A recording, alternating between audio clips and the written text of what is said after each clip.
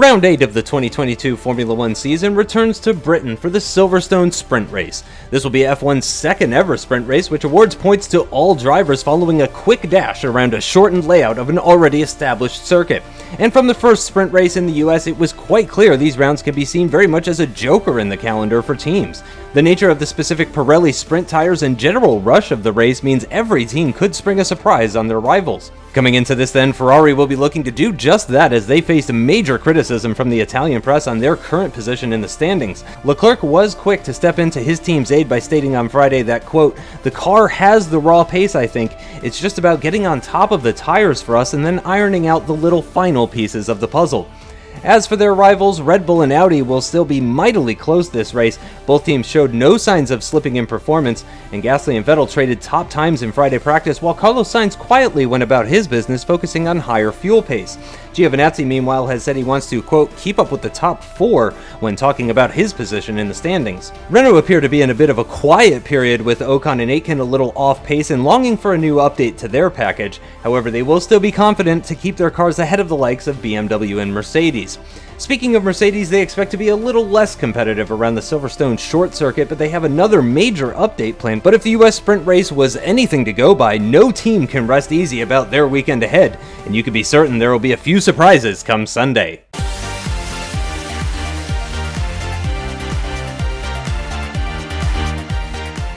It's time for the 2022 British Grand Prix, home race for many drivers and teams, but it's a German car on pole position and a German driver, as Sebastian Vettel was quickest of all at the end of Q3, his first pole for Audi. He'll be joined on the front row by the Red Bull of Pierre Gasly. Row 2 sees Charles Leclerc as leading Ferrari, starting from third position alongside the other Red Bull of Giovinazzi, and it's not until we get to the third row of the grid that we see our first Brit, with aarava starting from fifth position and hoping to make up places during the race in front of his adoring fans. He's joined by the leading BMW of Sergio Perez. In seventh position, it's Esteban Ocon, who regains his place ahead of his teammate. The other Audi of Carlos Sainz completes the fourth row 7 positions behind his teammate and nearly 3/10 slower on a lap that takes less than 45 seconds to complete.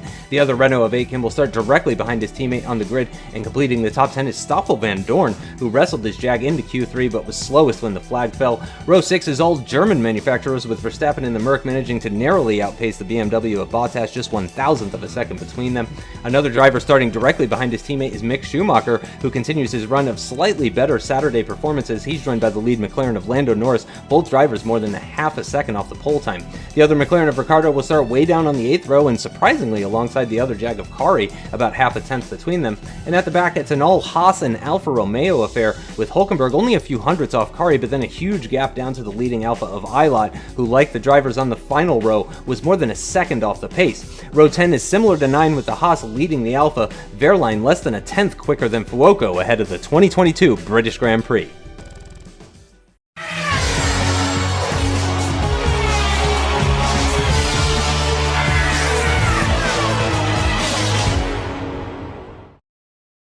Hey, what's going on, guys? Aarava here. Welcome back to my F1 MyDriver Career Mode, episode number 8 today for Season 8 here at Silverstone for the British GP Sprint Race, the second sprint round of the F1 calendar here in 2022, where points are awarded to all drivers, 20 for the winner, all the way down to 1 for last place here. And going off the back of the USA Sprint Race for round number 4, I think we know anything could happen around here, but we've had a pretty decent qualifying, and as was mentioned at the end of last episode, you know, things didn't go quite to plan, and we're in a bit of a pickle, and we need to pick ourselves up. And as a team here at Ferrari, myself and Leclerc can definitely do a lot better from where we are in the standings, and we can see there Carlos Sainz still in the lead of the championship, ahead of Pierre Gasly by a couple of points now only after Gasly's win in the last round. Ocon in third place, just ahead of myself, with a bit of a gap from Ocon to myself, to be fair, so we need to try and bounce back and make this one a really good one. And the constructors as well, we're down in P4, so we really need to try and make a move at least to re-overtake Renault. But guys, thank you guys so much for the support on the last episode. You guys killed it on episode number 7. Thank you very much for that. If you haven't seen that, be sure to check that one out before you see this one, but I can't thank you guys enough.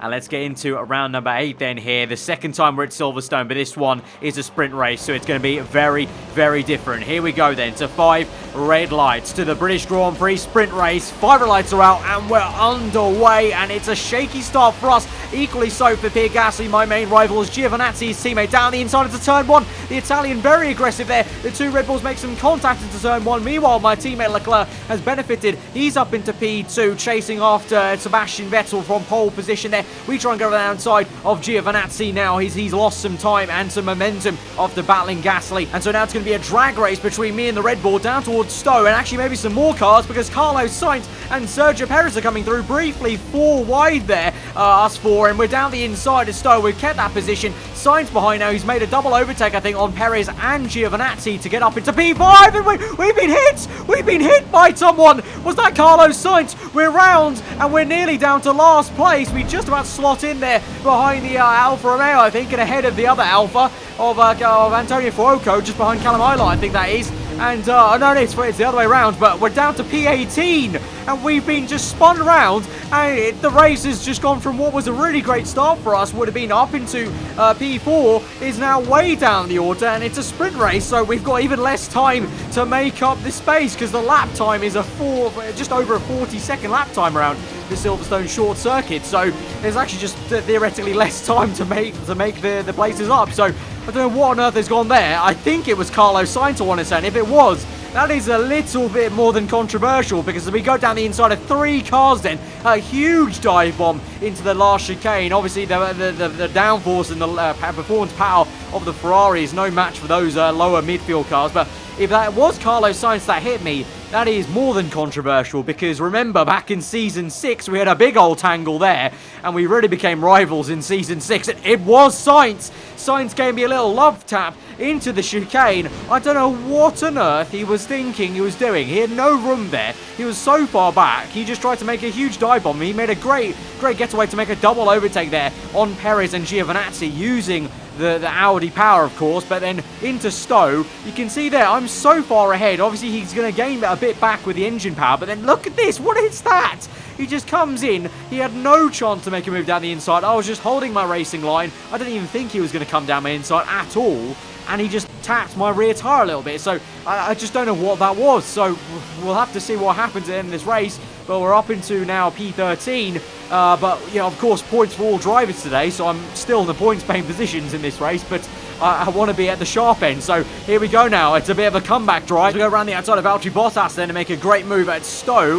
Yeah, it's time to really dig in, dig deep, and keep on going here, because it's a short season, but anything can happen in F1 MyDriver, and we just need to keep playing on. Even, one more point here added on, it's going to make all the difference here. And, the Ferrari spirit, we're never going to give up. I'm going to fight to the end. So let's try and see what kind of comeback we can make in this race now. We've got a long way to go. It's early days. So around the outside then of Lando Norris. He's on the soft tyres, so he should theoretically be slower on those tyres anyway. Of course, we've got sprint race specific Pirelli tyres here, so the tyre wear is going to be very, very high around this Silverstone short circuit, but still, it should actually be a one-stop compared to USA. The track is so short, it's only 40 seconds, like I said earlier, that it still should only be a one-stop, even with high tyre wear degrading Pirelli. So now we're on the back of Jack Aitken as we go into the chicane on the outside, outbrake him, and into the entry of the chicane, unorthodox place to make the move. We do so, and we're up into P10 already, so we're making some really swift progress on this comeback drive anyway. And obviously, you would expect that the Ferrari car, after the updates we had at Monaco,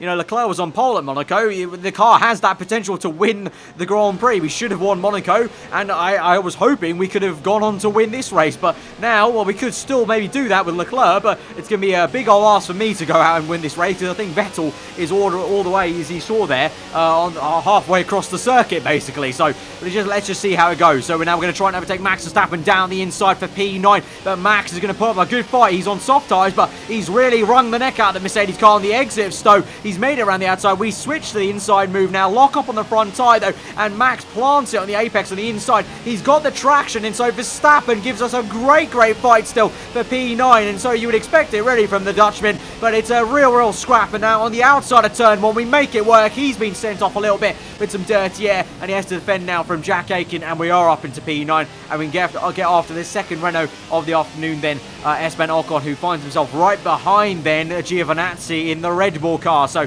Giovinazzi might be surprised to see us so soon, but we made some really cracking progress around the outside now of the Frenchman. He's been offset into Village, and then we make our way through the shortcut onto the back straight towards Stowe. But actually Ocon might have another run at us with DRS wide open. We're still having to look behind us in the mirrors, but no, then into the brake zone. Ocon just backs off there and thinks better of it, and so we're going to keep that place, and now we'll chase after Giovinazzi. But you can see there the other cars in the distance. Perez going through the final corner, but the likes of Vettel and Gasly still quite some way ahead, so we're gonna have to really get our head down and push and basically get the laps in once we're in clean air to try and catch up and make that bridge of a gap. But here we go down the inside of the Italian. Then this will most likely be a lot harder of a pass to make on the Red Bull car, and Gio's going well on the exit. He's on the inside line. I've got a tyre on the grass. It's a big lockup on the front right, but we've gone deep and we're still there on the apex of the right hander. There's been some contact there, and Giovinazzi goes round the outside and our traction's us, and it almost went off circuit there, so I was lucky with that lockup on the front right into the chicane. But then through turns 1 and 2 into Village, hard braking before we go to the right, and then the shortcut section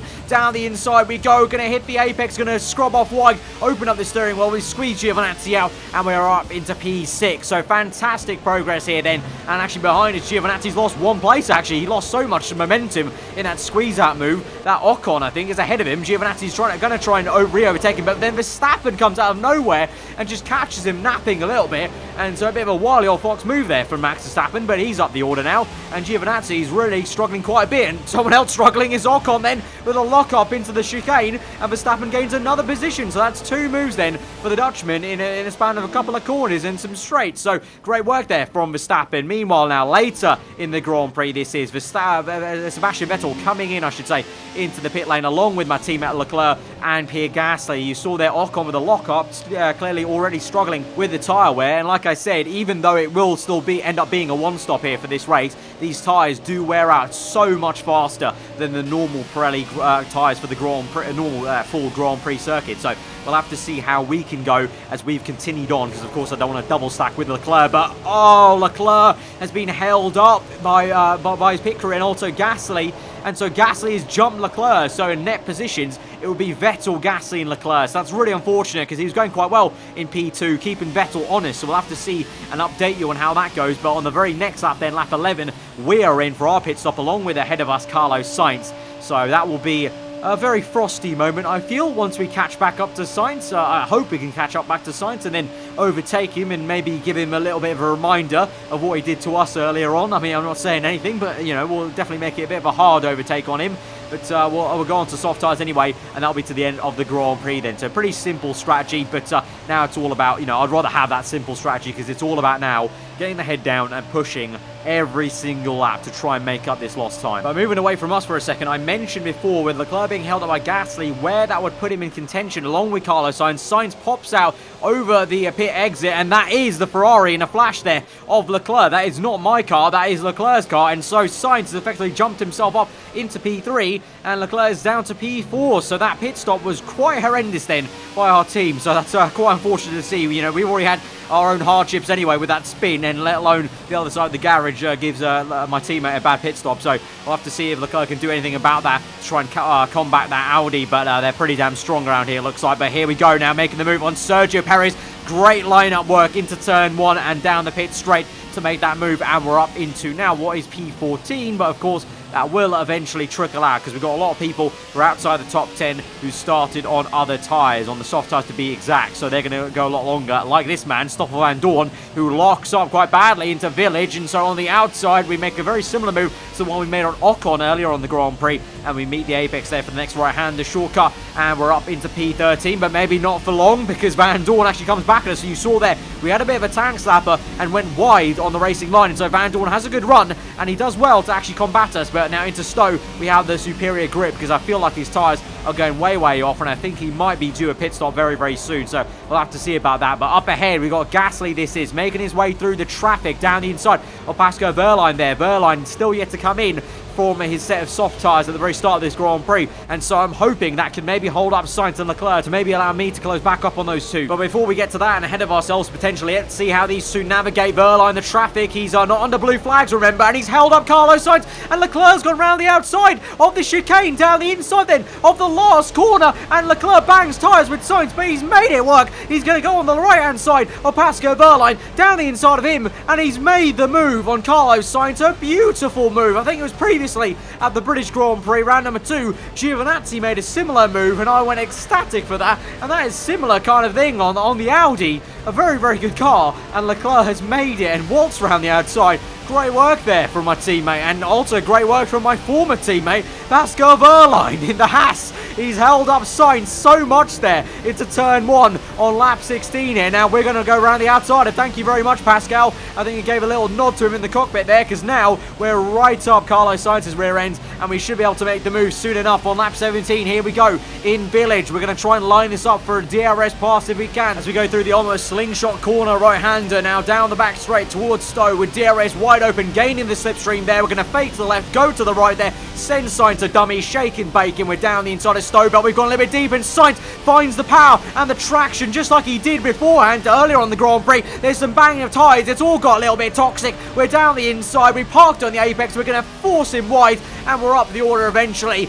and we've made the move on Sainz, and I made it very, very clear I was not happy with him earlier on the Grand Prix there by parking on the apex in the chicane, and so now we'll try and chase after our teammate Leclerc, but at the moment we're up in P4, so that's a pretty damn good comeback as it is to be where we qualified earlier on in the weekend. Meanwhile, Stoffel Van Dorn hits from what was very lofty heights for him actually, so that's going to be a little bit of a shame for him to go down the order, but it does release Sergio Perez then, and he's going very, very well. I think both BMW cars are running okay. I think Bottas is just outside the top 10, whereas Perez is right up here in the top 6, so he's going well indeed, and that'll be a good amount of points for both BMW cars, and that's going to be a blessing for them after what has been a very up and down season, obviously, if you've caught up with the previous episodes of this season. But now on to our teammate and the podium. Here we go, simple move on the right hand side. Leclerc does not put up much of a fight, of course, respect between both of us, and I think obviously he might have seen this spin or been told about this spin earlier on in the Grand Prix. It was behind him actually, so he probably got told about it, and thankfully he doesn't put up too much of a fight. I have the better pace clearly, and this is why I was frustrated even more so with that spin that Sainz gave us, because I clearly have had the pace. I probably would have been very good for the win here today. I would have been battling Sebastian Vettel at the minimum, at least for the race win, and so that's why it's just a real shame that we got spun right around like that with Carlos Sainz. But you know, we've had that history before, me and Sainz, so I'm not surprised, I'm not gonna lie. But we're gonna move into now the last 2 laps. We'll look at the tyre wear we have on the front left there. That front left tyre is going to be screaming away at the end of this race. You can see there, going opposite lock through the right-hander, trying to just keep the car in a straight line. We have DRS now onto the second last lap of the Grand Prix on the left-hand side, round the outside of Stowe. This will have to be on Pierre Gasly. Gasly's going to do well to keep it there, though, as now he's still there ahead of us, actually, as we go down to the chicane. We have to try and outbrake him if we can. Lock up on the front left to go a little bit deeper. Gasly keeps his car parked really well, and he keeps ahead on the racing line into the last corner, onto the last lap of the Grand Prix. Swing to the right hand side, down to the inside of turn 1, and we'll get that, and we're up into P2 on the last lap of the Grand Prix. Still have to do some defensive work there as Gasly tries to swing it around the outside of Village, but we're not having any of it. A little bit of a shimmy and shake on the rear end there as we try and get the power down, but we are going to keep this P2. If I do anything, I'm keeping this P2 as we go down the main straight. Then Gasly, he's going to try and slipstream us, but we move to the right, try and break that toe, and I think we should be fine. Meanwhile, though, Sebastian Vettel comes through for his second win this season for Audi here in the 2022 season to win the British Grand Prix sprint race there. Fair play to him. He's dominated that race, actually. I don't think he was worried at all by Gasly or Leclerc. But we come home in P2 from what was P18, remember, at one point in this race. So I'm very, very happy with that. Meanwhile, Max Verstappen makes a really good move. A replay this is down the inside of turn 1 on the last lap of the Grand Prix. This was whilst I was battling Gasly. Verstappen was behind us making that move on the BMW car. So Verstappen was really quite racy out there. I think me and Verstappen have got to be in a shout for the driver of the day, I guess you could say. But there goes Sebastian Vettel then celebrating his second win for Audi. The last one being obviously at the Canadian Grand Prix. The 5-time world champion very much happier in the Audi team than he was back at Mercedes earlier on in the season. But there are the race results then. Points for all 20 drivers, remember, all the way down to Antonio Fuoco, who DNF'd out this race.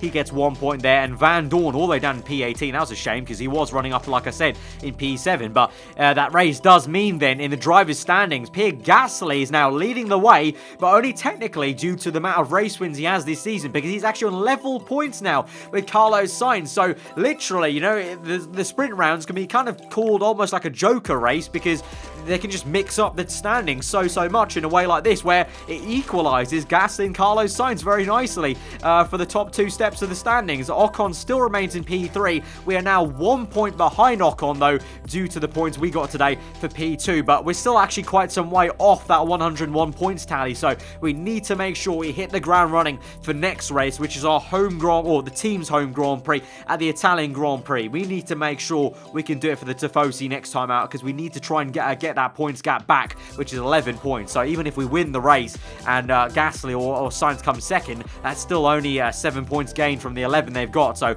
we need to doubly do the job, and hopefully maybe my teammate can also do the job and back me up next time. Speaking of him, he's still in P8 then, behind Verstappen, who's in P7. In the Constructors then, Red Bull keep their lead. They got back from the Monaco Grand Prix in first place, but Audi remain in P2. But good news for us as a team, Ferrari ahead of Renault once again in P3, and now hopefully we can take this momentum, as I said, into Italy and try and chase after Audi and Red Bull, because that's what we're meant to do. That's what I came here to do in Ferrari, and that's what I want to do in what will be the final season of my driver here before I retire. You can see McLaren and BMW had a really good day in the office. McLaren actually not too far off Mercedes and solidifying their P6 there, but Mercedes comfortably in P5. But even better news is for the BMW team, who are now no longer second last. They're up into P7 ahead of Haas, Chevrolet and Alfa Romeo. And really now the only big downer is Jaguar, because they would have expected to be right there with McLaren on around 61 points, but they're left floundering with only 35. So they're going to have to really hope they can make some kind of step up or